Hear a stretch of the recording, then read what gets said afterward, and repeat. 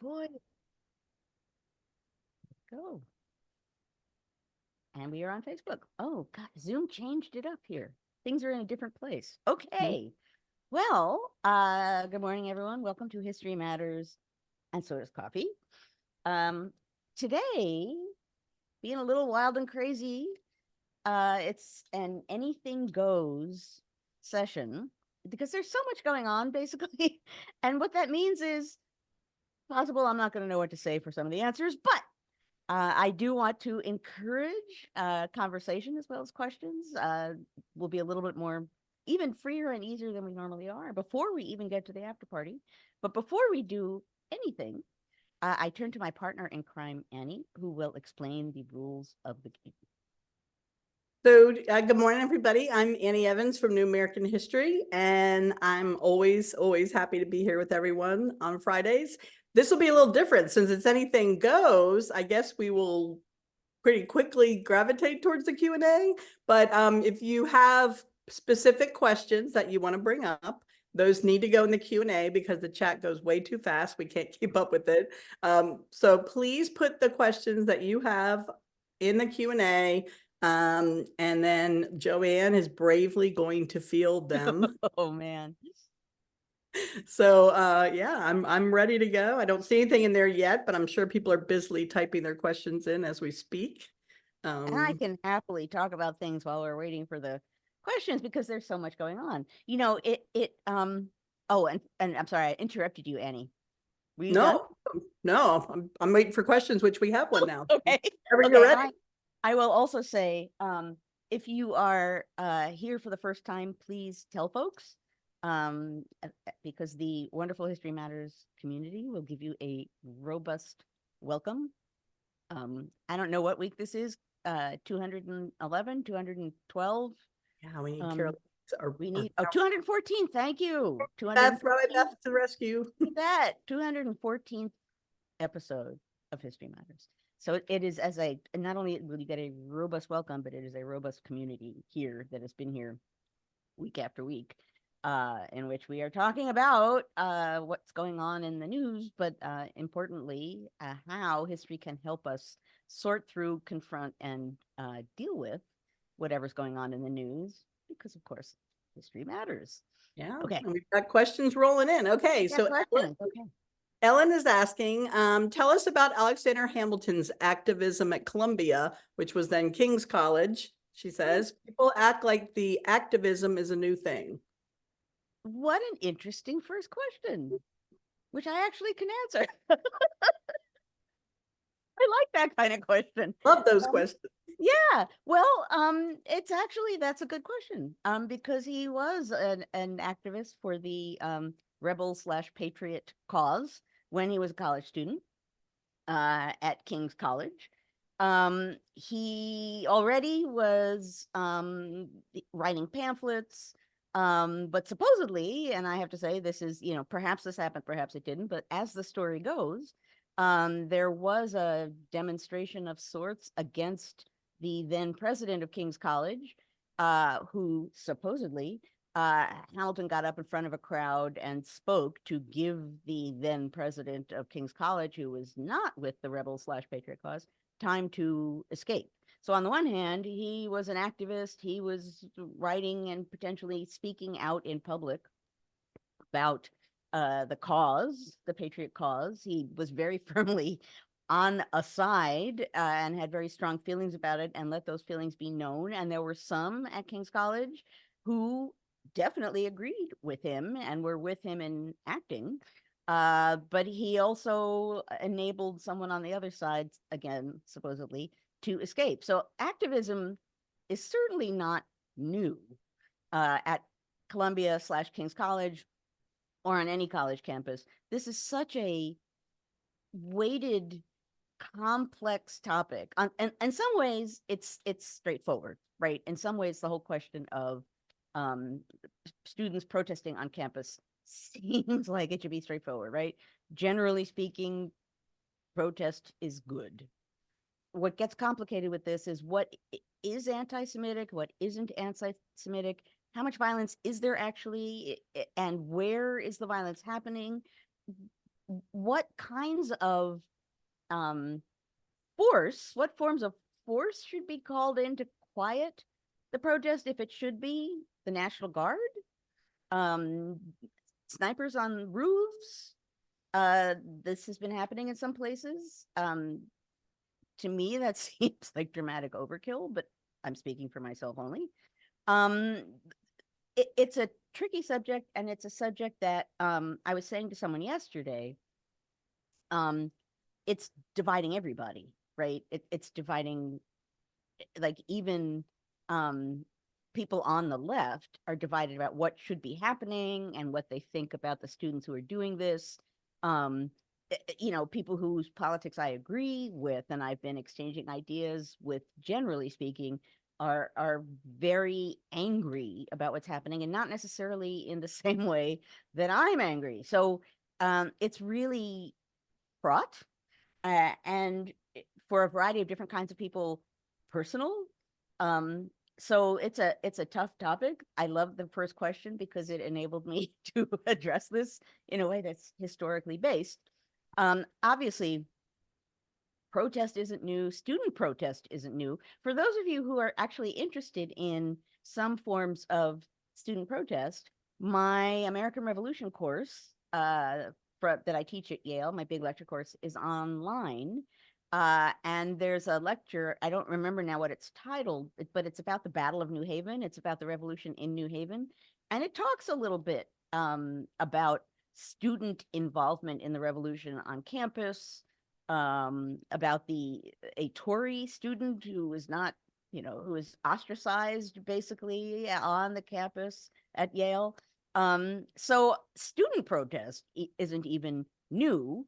The person who I was chatting with yesterday about this was talking about how, with protest in the Vietnam War, that people on the left got divided over that as well.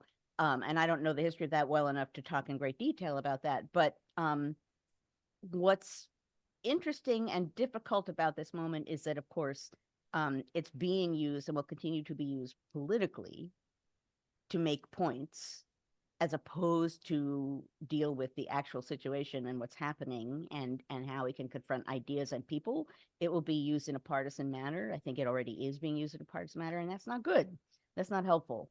But I will stop because this is like question number one, and I'm already like to the Yeah, races. that's what we love. We I love it when we set you off and let you go. Set me off. I have very strong, I think most of us do have very strong feelings about this.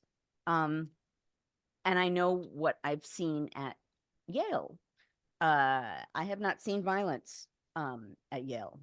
I went to find the protests there and did not see violence, but that doesn't mean, that means that's what I saw.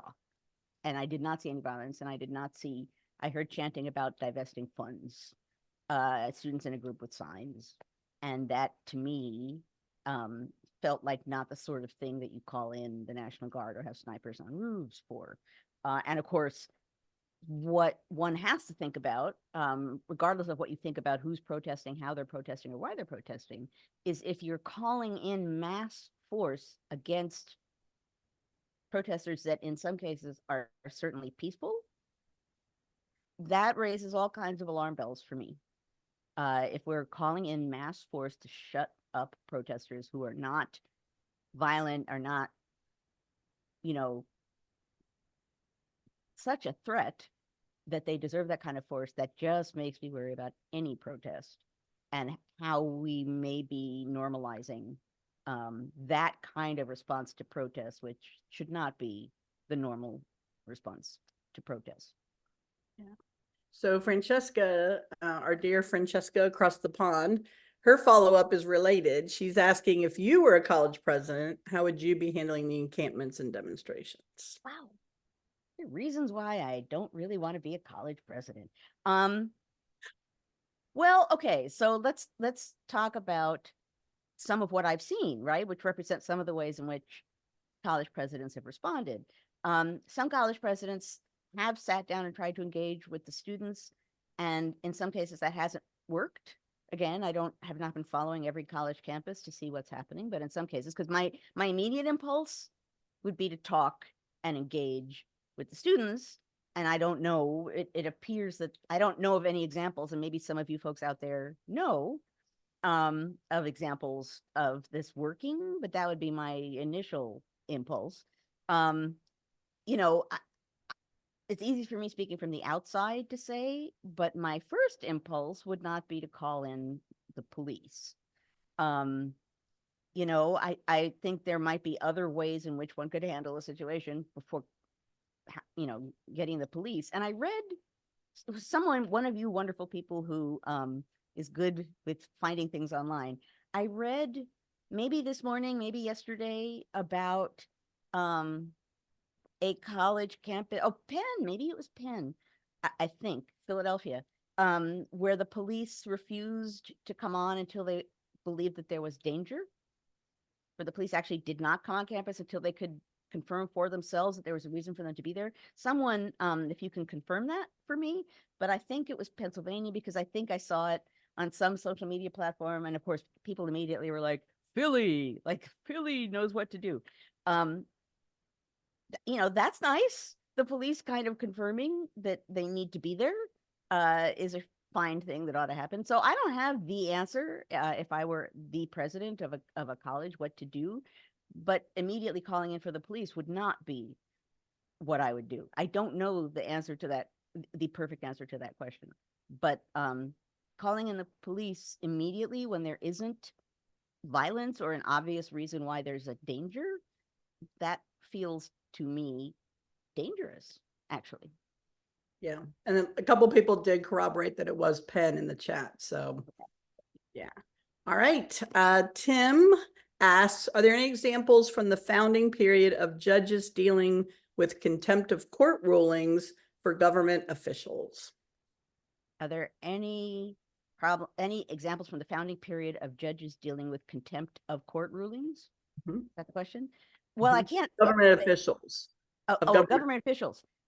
I mean, I can't say like, oh yes, March 5th, 1790. There were all kinds of things happening to government officials, to judges even. So, would I say, as in so many examples, would I say like, this is the first time ever? No. I always tell my students, never say something is unique or the first unless you actually really know it is, because you will almost inevitably be wrong.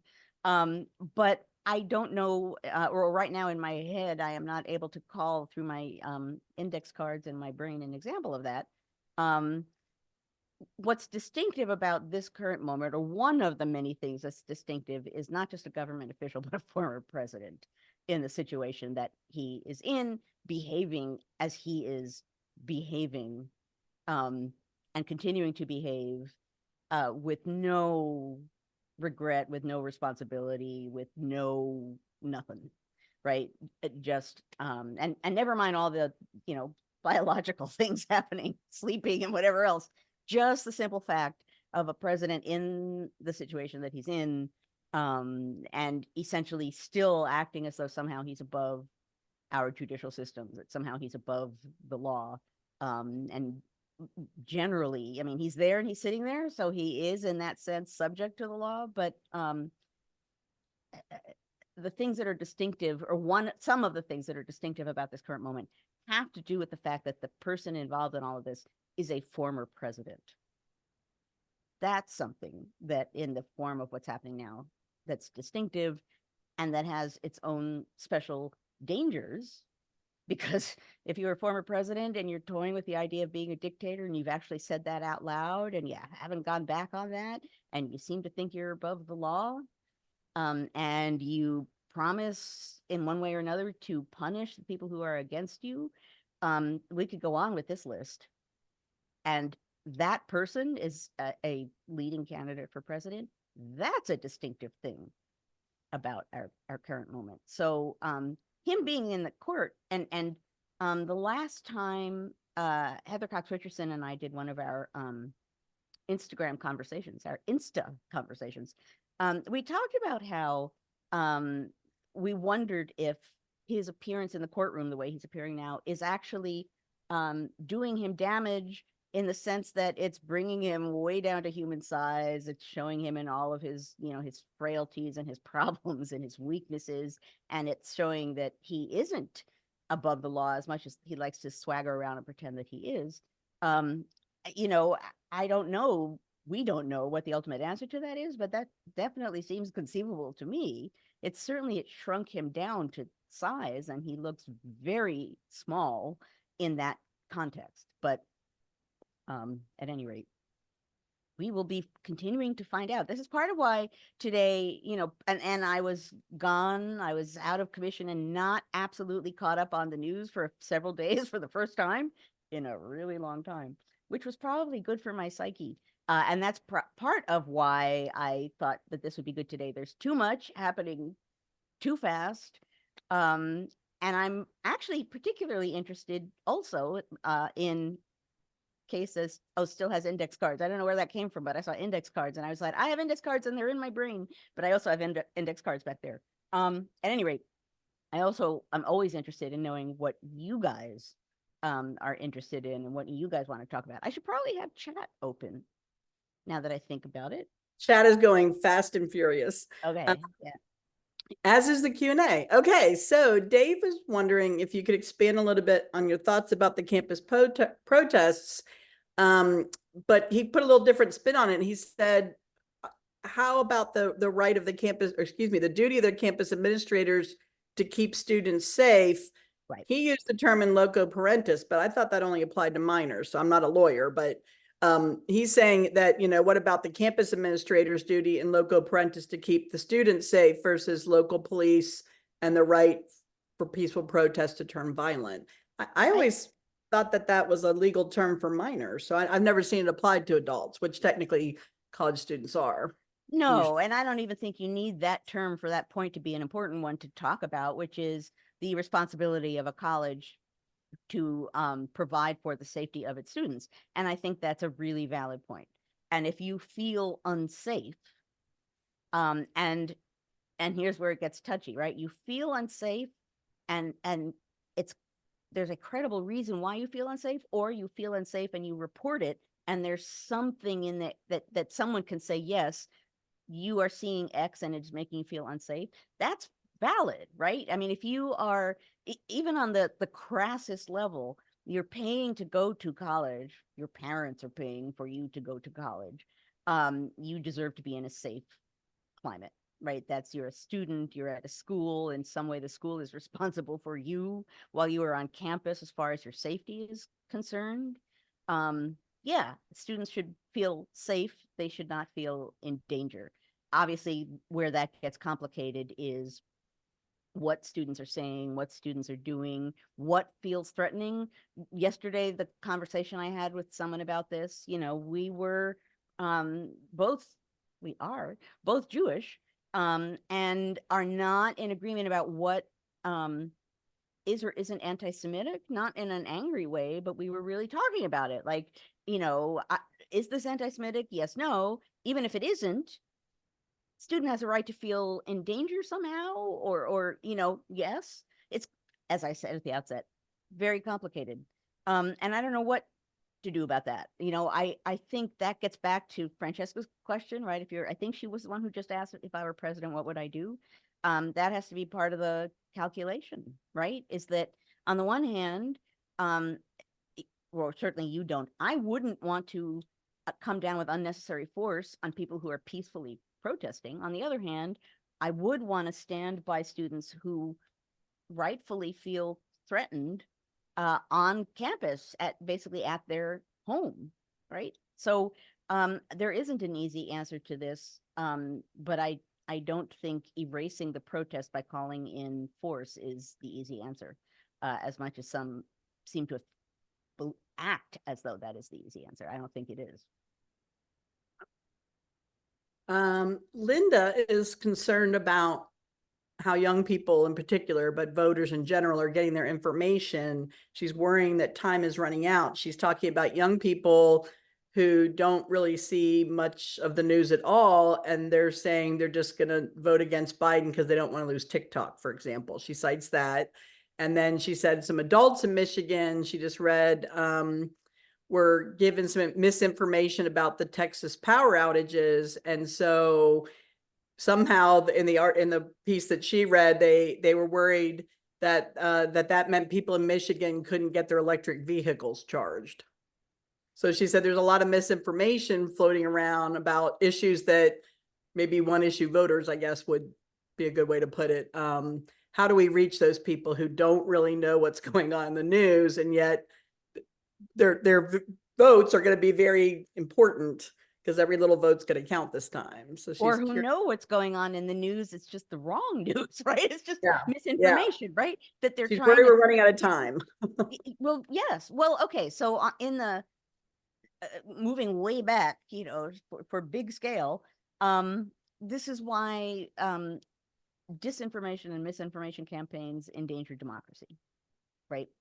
Democracy requires citizens to understand what's going on, to understand the dangers of what's going on, to be able to respond at elections and protest. But information is a key to a functioning democracy. So the fire hose of wrong information that has been circulating for a long time and continues to circulate is scary.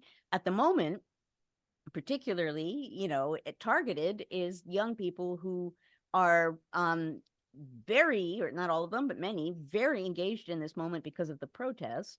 And there's a lot of, as I sort of hinted a little while ago, there's a lot of mis and disinformation floating around out there. I mean, even just about the level of violence. There is some violence in some places, but there's none in a lot of places. And so that in and of itself, right, is, and again, not everyone is doing this, but there are some on the right who would like it to seem as though there's widespread chaos right now everywhere, and that they're going to pin that on the current president for partisan reasons. And it happens to be a subject, not only that, we don't happen to have a handy caravan of immigrants right now, so instead we have this, that Republicans who choose to do so can use it for partisan purposes, but the people involved in this are themselves young people and students, and I don't know what they will or won't believe, and their vote really matters. And purity voting, I think at some point during my webcast with Heather, we talked about purity voting, where you don't vote for a candidate who normally you would vote for because they're not pure enough or virtuous enough for you, and so you choose not to vote for that person, and in doing that you endanger everything. Purity voting, on the one hand, understandable. On the other hand, circumstances matter, context matters, right? So saying I don't support this person because I don't like what he's doing, and in doing so I'm going to allow this person to win, who is dangerous to an extreme degree, that kind of purity voting is a problem in a moment when there's some pretty fundamental danger right in front of us as far as where our political system will be after this coming election. So, and that's, we're talking about college students. And so part of my part as a college professor is with college students, right? Because I teach them, I engage with them, I appreciate their earnestness. I appreciate, again, at Yale, they are engaged, politically engaged, they are thoughtful, they keep up on things like the news. Many of them actually really want to be involved and make things better in a way that touches my heart. I'm not going to be a person who says students don't know what the heck they're doing, they don't understand why they're protesting, it's all just posing. I don't believe that, actually, of college students. But I could also understand how college students who have that kind of earnest desire to make things better may very well believe that a purity vote is the way to go. And I hate to be the, jaded older person that's like, I understand why you're saying what you're saying, and I understand your belief, and I understand that it's sincere, but you need to think about the consequences of that kind of vote in the current moment. And again, this is a lot of ifs. You also need to consider depending on who wins this election, under which president might you be more capable of continuing to enforce change? Under what president might you be able to have an impact on what's going on? Under what president is going to adhere more to conventional democratic standards so that if you protest or you have something to say or you organize, that you will be allowed to do so and that it might have an impact. I very much fear that some people who are saying, yeah, sure, like, I don't want to vote for Biden, let's get Trump back in. So what?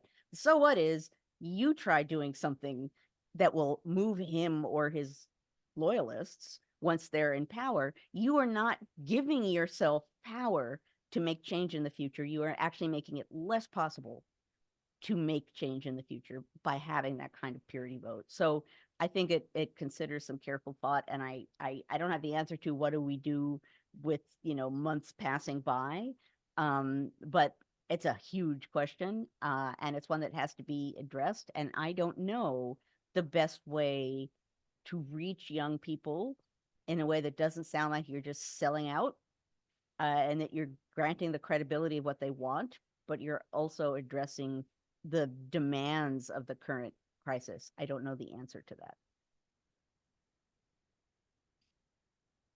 I'm just processing. Okay. Wait a minute. Okay, Gloria says democratic control of all parts of the government is dictatorial control. Depends on what you mean by democratic. If you're talking small d, democratic, like grounded on the popular will, no. If you're talking about capital D, democratic, no, not necessarily.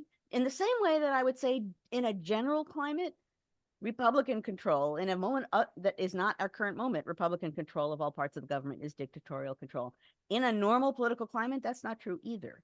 We've had lots of moments in history when one party has been in control of both houses and the presidency, and that's not dictatorial control because we still have our constitutional system, we still have checks and balances, we still have protests, we still have free and fair elections, we still have all of the ways in which we don't surrender power. Now, granted, when a party controls presidency in both houses, and toss in the Supreme Court, right? You definitely are going to see things move in a direction. In normal circumstances, there have been free and fair elections that have made that happen, and then the country faces the consequences of that happening. But that's not necessarily dictatorial control. That's a party decision. Now, if you're in a climate where there aren't free and fair elections, where someone claims that someone denies the outcome of elections, a large group of people deny the outcomes of elections that have been proven not to have been unfair or rigged in any way. When you have people who just basically are stating, if I don't like an election, I'm not going to abide by an election. If those people get power, then you risk dictatorial control, because what they're saying is our votes, we the people, don't count. But having all Republican, if the Republican Party were acting like a normal party right now, or all Democratic control of the government is not in and of itself dictatorial. I think it's important to say that, but I do right now think the Republican Party is not the Republican Party. I think we don't really have a Republican Party. I think it's the MAGA Party. And what will happen in the future, and whether this will remain the MAGA Party and we will have this state of affairs in which we don't really have a conservative party. We have MAGA versus Democrat. I don't know, but MAGA is not conservative. Is important to note, right? We should have a conservative party. We should have two parties that don't agree, right? That's good. Fine. We're supposed to be contesting, debating, compromising. That's democratic. But if you're coming up with some of the radical suggestions that are coming up now from the MAGA people, that's not conservative. We don't have right now a conservative party of the sort that the Republican Party has been, historically speaking. I think that was Gloria's question that you just you pulled that out of the chat, but she had one in the Q&A as well. I'll go ahead and just throw in there since we're on it.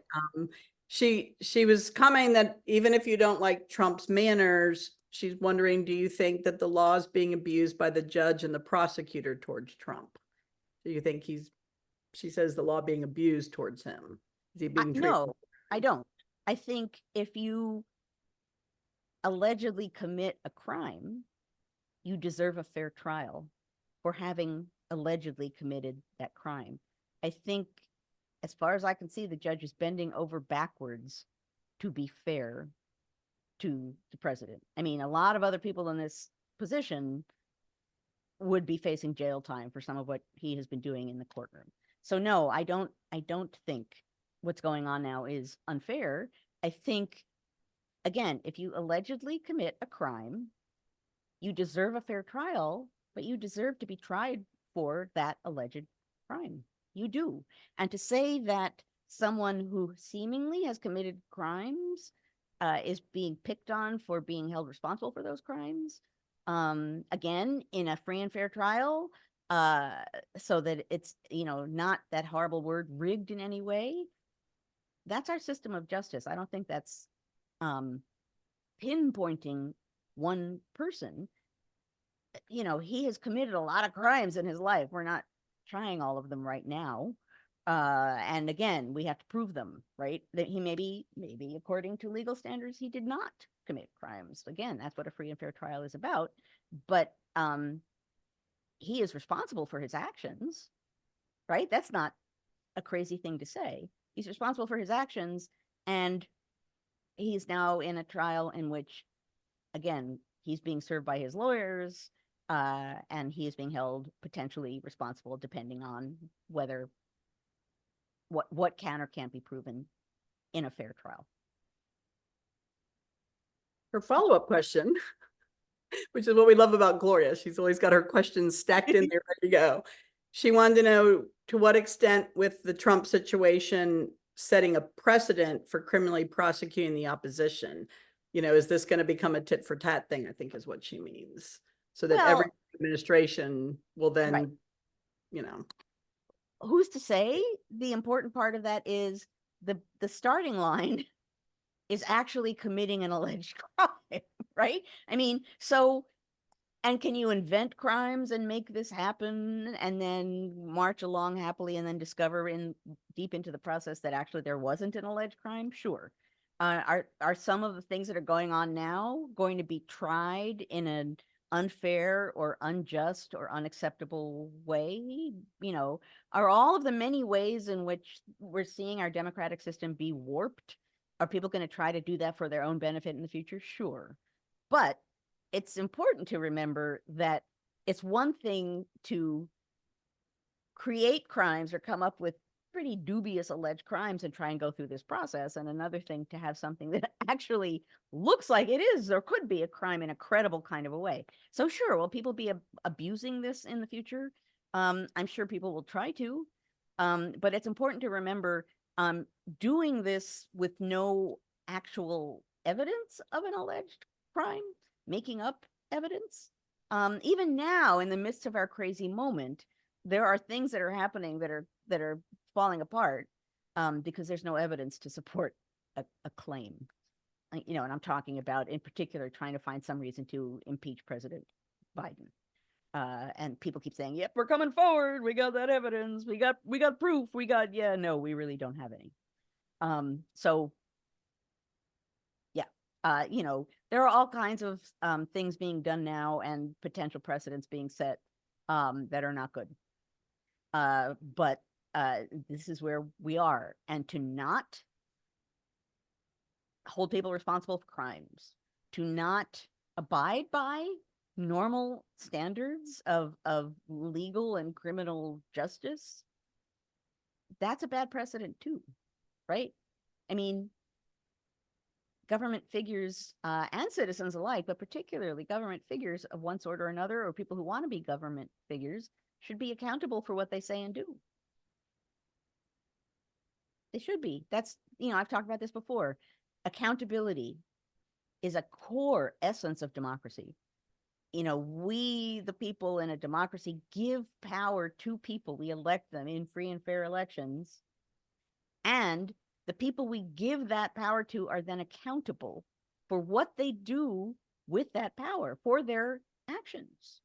And if they misuse it in some way, they're responsible for that. And there are systems in place, whether that's, the impeachment process or the legal, criminal process, whatever the process that's in place is, there are ways to deal with that. But accountability is a core part of democracy, generally speaking. And as I've said several million times, we live in a moment in which there's a real crisis of accountability, in which no one wants to be accountable for anything, for what they say, for what they do.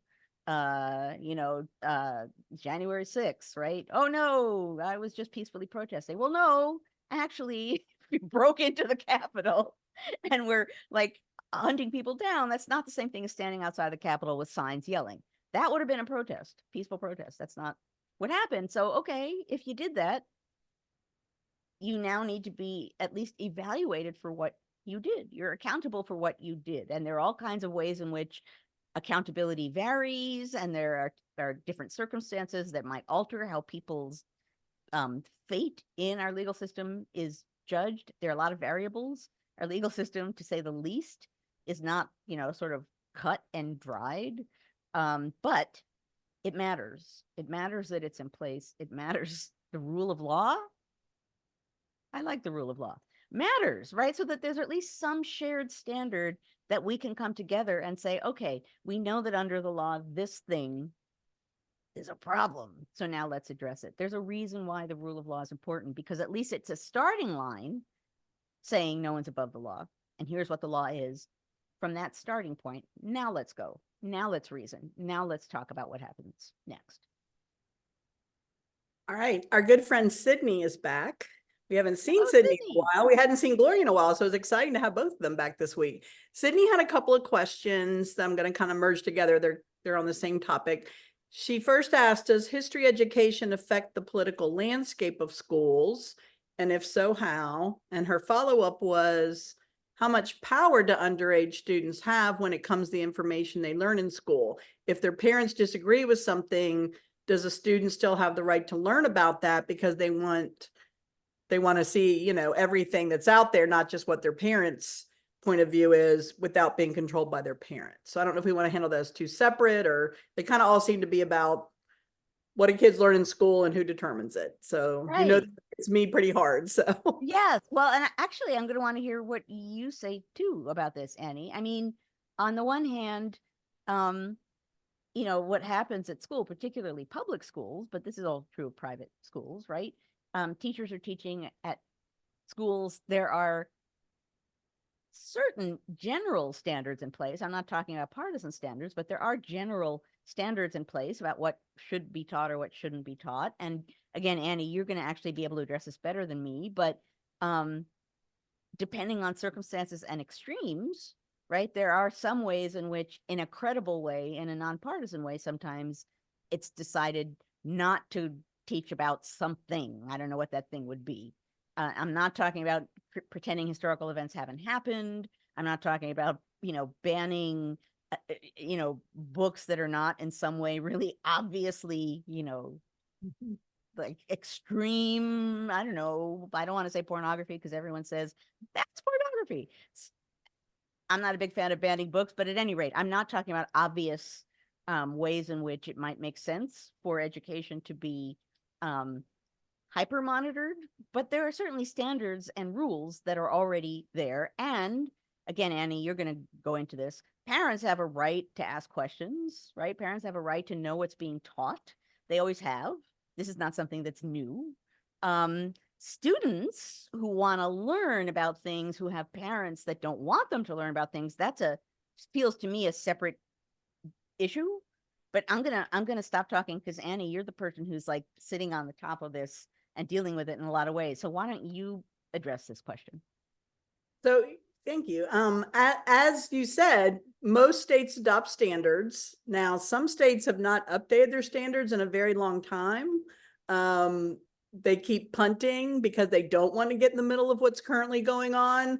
And so they're like, oh, we'll just wait 2 more years. And they keep tacking 2 more years on here and there. To me, that's kind of cowardly. Kids want to know the truth, and they can easily spot when adults are trying to prevent them from finding something. And in this day and age of digital media, especially, they're going to find it anyway. And here's what I'm hearing from kids across the country. They're more upset later on when they find out all the things that were being withheld from them. When they find it on their own through, it could be TikTok, but it could also be going just, a simple Google search.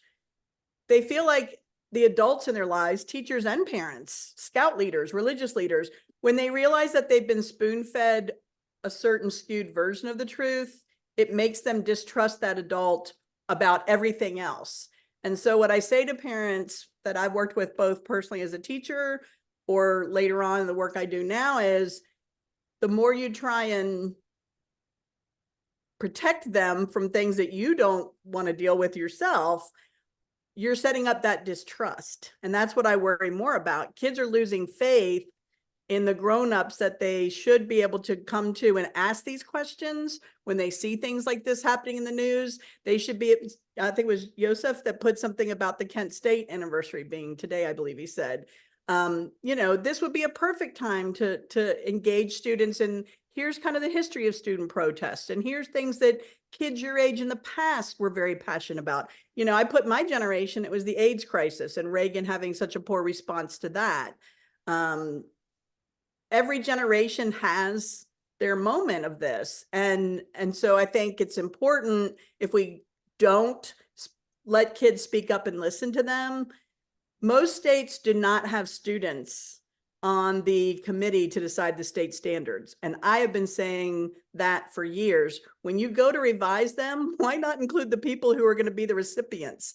Like, find out from them what they think about this content. You will be very surprised at how engaged they will be. That's a And great the idea. wonderful responses they will have. Put a kid on your school board. We did that in Charlottesville after Unite the Right. Huge difference. That's Having a a great student idea. voice is so important.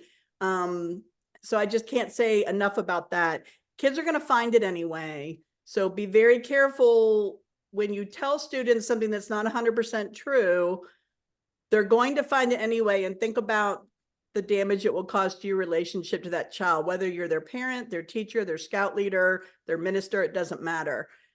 Be honest with kids. You can say, here's all the different ways that people look at this topic. Our family, because of our religion or just our family beliefs or values, here's how we as your parents think about it. But also listen to your kids, I think, is the best way out of this mess. That's just me. I just saw something I was going to mention, and now I went out of my brain. Oh, self-censoring. I did want to bring that up because, right, the other important thing to note about this question, and Sydney, that is a good question. And Sydney's in high school, right? College. College. Okay, Yeah, I'm she's sorry, undergrad, Sydney. I believe. I didn't mean to I didn't mean to demote you. I just wanted to make clear that you are a student. Yeah, she is a student. I For believe she's folks who don't undergrad. know you, for folks who don't know you, that's all I wanted to do, is make it clear that you're a student. Another part of the question you've asked here is has to do with self-censoring, right? And that's and we see, right, some rules or regulations that are deliberately amorphous, deliberately vague. So with the goal being that teachers will self-censor because they're not going to want to violate a standard or a seeming rule, and they don't absolutely know what it is. And so in a way, that's a form of bullying, right? That's like, oh, well, they're gonna, it's like my Southern members of Congress who are threatening. They don't have to actually be violent to have an impact. They just have to seem threatening. And then people, they hope, like people who oppose slavery or Northerners, are going to self-censor, right? They're going to sit down and shut up because they're going to be afraid of the repercussions if they speak out. And that's the same thing that amorphous standards in schools and school districts do, right? They encourage, they want, right? That's the least problem for the people who want to ban topics and books. If people self-censor, then they don't have to look like the bad guys for censoring, right? Then people are doing it themselves, and they can sort of happily sit there and think, pretend as though it's all happening by itself because, people want to do what we want them to do. And it's bullying. It's force. It's a form of hostage holding, but it can be invisible. So that's important to include as part of this discussion too. And I saw that Jessica said self-censoring and also said it's important to know too who's on the school board. That's another part of the equation that should get fed into this too, right? It's parents, it's schools, it's the school board too. Right. I do also want to say that someone said in passing here, boy, chat's going, man. Someone said chat today is like really something because it's full of substantial points. And it's always good, but today particularly, and it's really interesting. And maybe it is given the fact that we're all in this conversation together. It's a great example of why it matters to bring people together to have these kinds of conversations, because we're educating each other and we're talking with each other and we're debating each other. And this is a community of people who do all kinds of things and who live all over the world. And it's what should be happening a lot. Yeah. So that's just my way of like saying, yay, History Matters community. Talk about democracy, man. Okay, I'll stop now. Back to okay, we've still got 3 questions, but we still got 11 minutes. I think we can do this. Oh, Our good buddy Francesca asks, was Aaron Burr not prosecuted for murder while he was vice president? What were the arguments after the duel? And then she says, forgive an ignorant question from a medievalist. a medievalist. Which I love. Okay. Of course. But so many teachers here. There are no ignorant questions. Okay, so one of the important things to note about dueling in the period that we're talking about here with Burr and Hamilton is that it was illegal in most places, and that law often wasn't enforced against elite people. So the lawmakers were breaking the law routinely when it came to dueling, and usually were not being charged with it. And as a matter of fact, after the Hamilton is killed in that duel, there was a petition, and I believe it was in the House, by Republicans, Jeffersonian Republicans, and Burr was on that team by that point, a petition that essentially said, we don't hold people accountable for this. Why are you potentially holding Burr accountable? That's not something we do. So there was actually a petition from congressmen to, I believe, the governor of New Jersey saying, we don't hold elite people responsible for this. Like, this feels partisan. Talk about interesting logic. So first of all, he fled to South Carolina. So he was potentially guilty of charges in both New York and New Jersey. In New York for giving a challenge, New Jersey for actually fighting the duel. He fled to South Carolina that was more duel friendly and stayed there for a while. His second was brought to trial, and actually the document that I found at New York Historical Society that ended up in the Hamilton musical is from the trial of Burr's second. He was taking notes on his own trial, and it included the doctor testifying at the trial, and he's asked during the trial what he saw, and he says, oh, nothing. It was all behind me. Like I was looking out to the water, so he had deniability. So ultimately, Burr stays away, comes back when, things have calmed down, goes back to Congress. According to Federalists, he was celebrated by some Republicans, like, yay, you eliminated Hamilton, whoopee. But this was the age of dueling. So yeah, it was complicated to the point that people were arguing he shouldn't be charged with anything. So that's the short answer. Miranda, we remember for the after party, the it's the finger of contempt.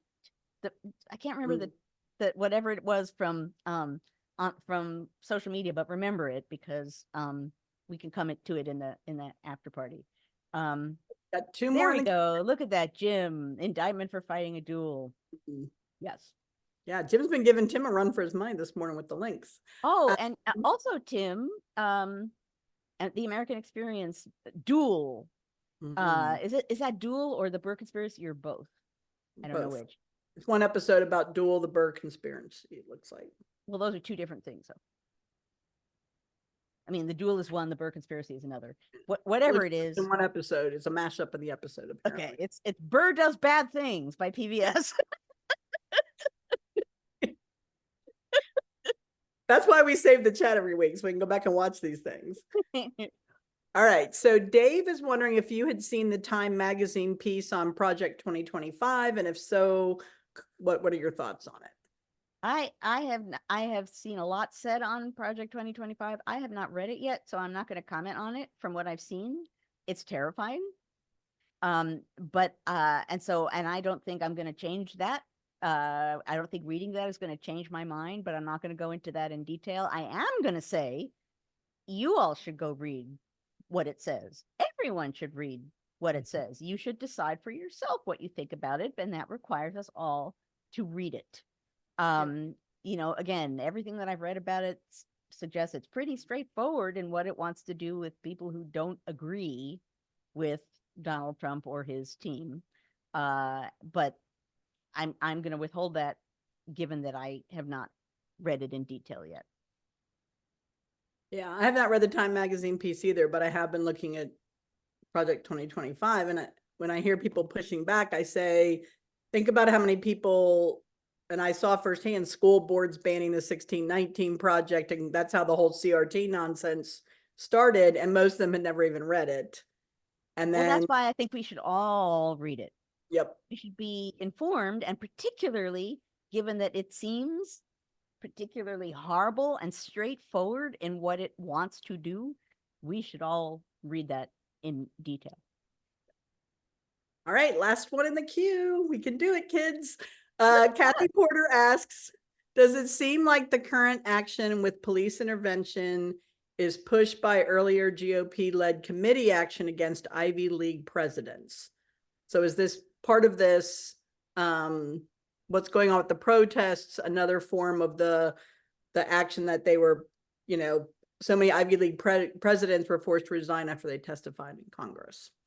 Well, I do think there is a sustained attempt to rein in and control elite educational institutions by some on the right. I do think, we started off with interrogating presidents of colleges before Congress. We now and they were then sort of pressured in one way or another to deal with, for example, anti-Semitism, and then they went back and everything it sort of further exploded and imploded. Do I think that there is a sustained effort to try and get academics and elite educational institutions under control to rein them in? Yes, I do.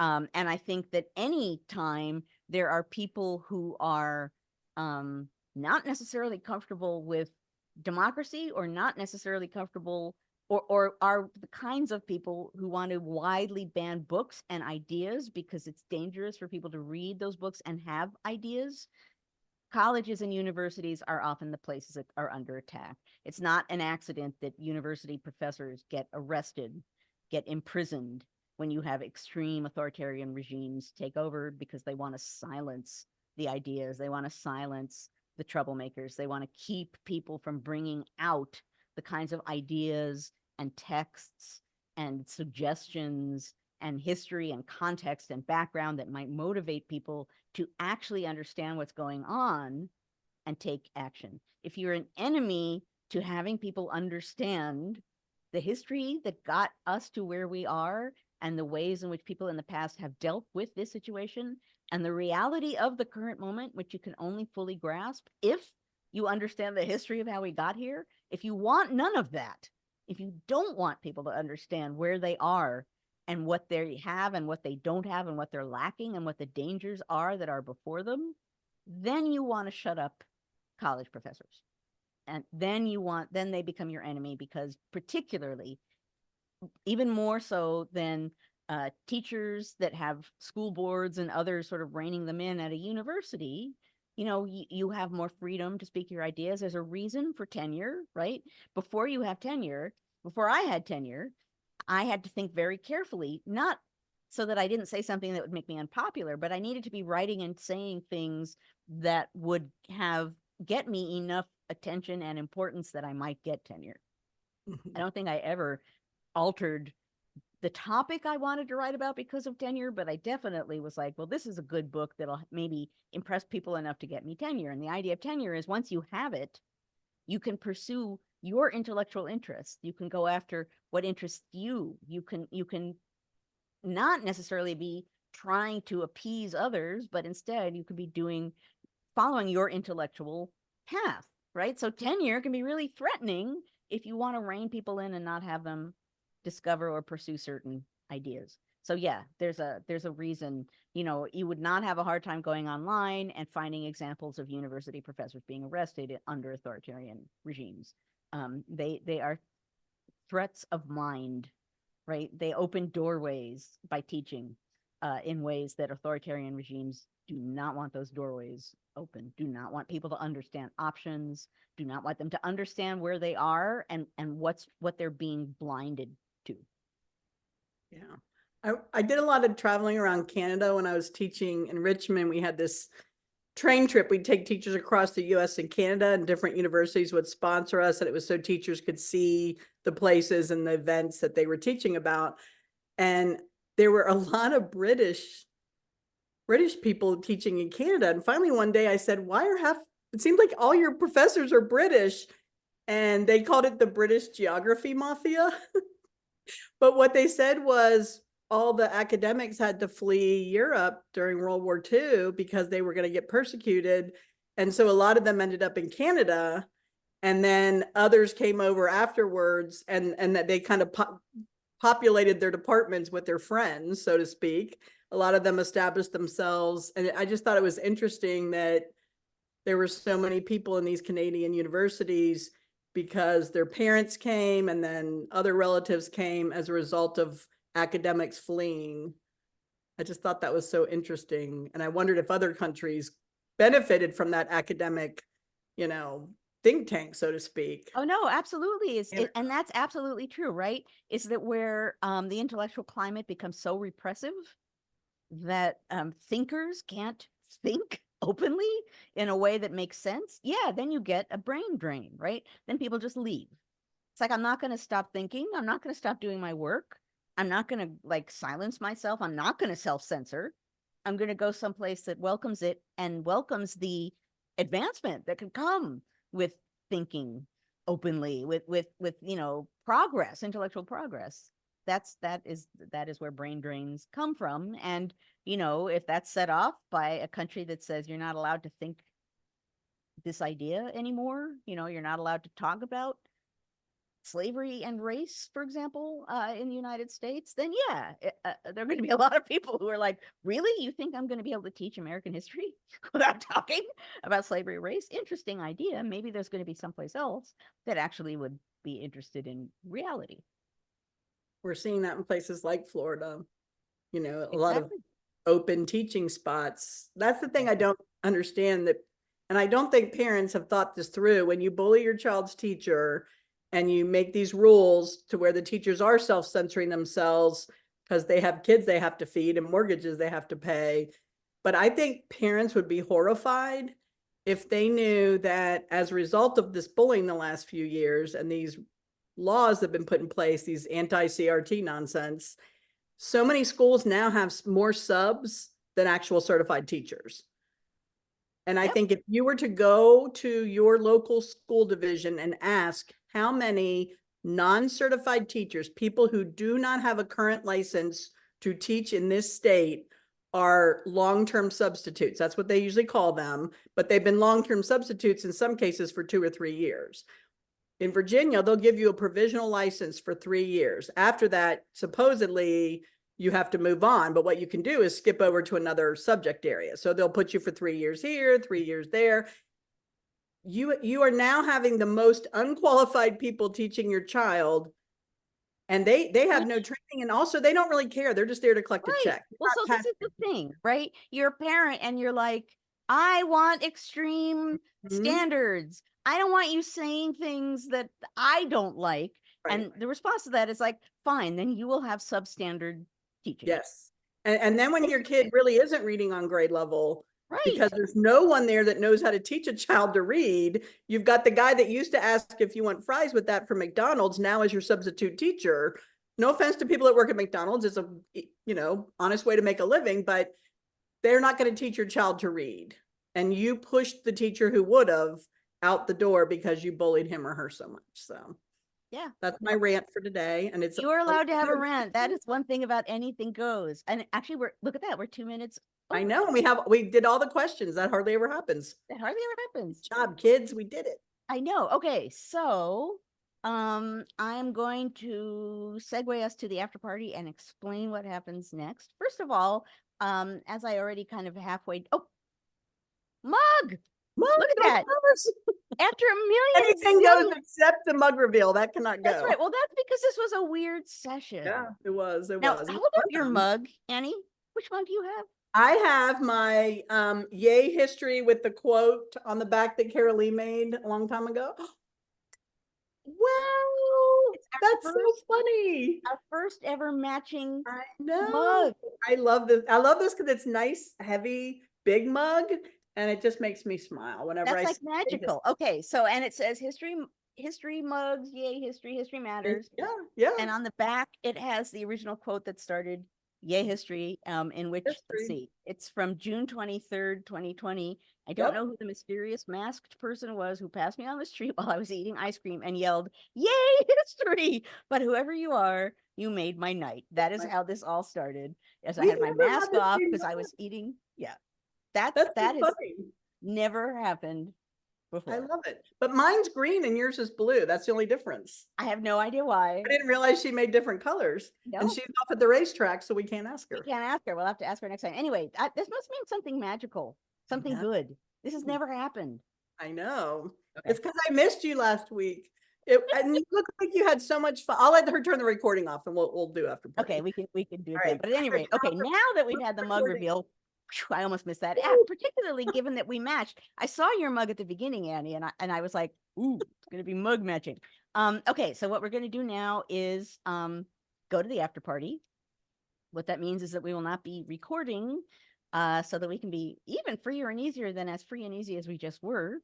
If you beamed in through NCHE, then you just need to stay right where you are, and poof, you will be in the after party. If you are watching us from Facebook, you will need to leave Facebook and go to ncheteach.org/conversations. That's ncheteach.org/conversations. And then you too, poof, will be in the after party. Now, I do want to say, this was a great discussion. It was exactly what should happen when we have an Anything Goes day, where people brought all kinds of great questions. We had a discussion. People were weighing in, as someone else said. It was like a real weighty chat where people were really had matter that they were contributing to it and discussions that were going on. So, you know, I say every week, thank you for joining us on a Friday morning for the conversation of democracy. We certainly did that today, but we did it in a particularly exemplary way. And I really do think, I think about it often, I haven't acted on it, but I really do think that what goes on here can be replicated, can happen in many, many places, right? People can come together and engage and talk and exchange ideas and have someone, sort of help lead the way with some content of some kind and then open things up. Imagine if people were coming together, lots of people were coming together to really talk about what's going on, and not just repeat each other's ideas, but to really have a conversation. I'm a believer in that, and it's part of one of the many things I love about what we do here, at History Matters. Okay. Absolutely. And Jessica, this will be a good time for you to put in a plug for your session that's coming up on, I think, May 15th. Or Claire, maybe you can put it in the chat. There she is, back from Eastern Europe. Yes. Hello. Jet lagged. Yeah, we have a session on May 15th at 7:30 p.m. Eastern. It's free on Zoom with Ed Ayers, Christy Bruger, and Mike Butler, who are all scholars, who are really supportive publicly of K-12 education. And so we had a conversation at our conference in March, and this is going to be a follow-up conversation. It's like, what are they hearing from teachers? How can academics publicly speak up? And it's going to be great. Register on NCHE-teach.org. And I think you did also just say, did someone just say, can we buy that mug? And someone else said yes. Carol Lee sent it to John a long time ago, so she Okay. could easily. She's not here. I'm gonna speak for Carol Lee. Oh, sure, she can do it. John, I don't know if you still have this particular mug design from her, but I know it was one of the original ones she first. Yeah, it's on there. It's on there. I put it in the chat. Oh, it's on the chat. Oh, it's I already thought in I there, saw too. it. I thought I saw it go whizzing Yeah. by, and I Okay. wanted to at least give NCHE the sales plug. Yeah, no, we wanted to come through there. Yeah. Ours is the one with the blue. You have the special green one. Ours has the blue. Okay. I think Cool. she always sends me the prototype and then Yeah. we tweak it a little bit before we send it to you. So that's probably why I probably said the green is hard to read, knowing me. The color wasn't, because I'm very picky about that. But you have the I have the limited prototype, limited edition. limited edition. I like that better than prototype. Yes, Yeah. yes. And Yeah. someone just bought one. So Thank you. Every time you buy a History Matters mug, an angel gets its wings. and a teacher gets her caffeine. That's But right. That's let's right. let's turn off Facebook and go to Okay, the yeah, actual turn party. off the recording and we'll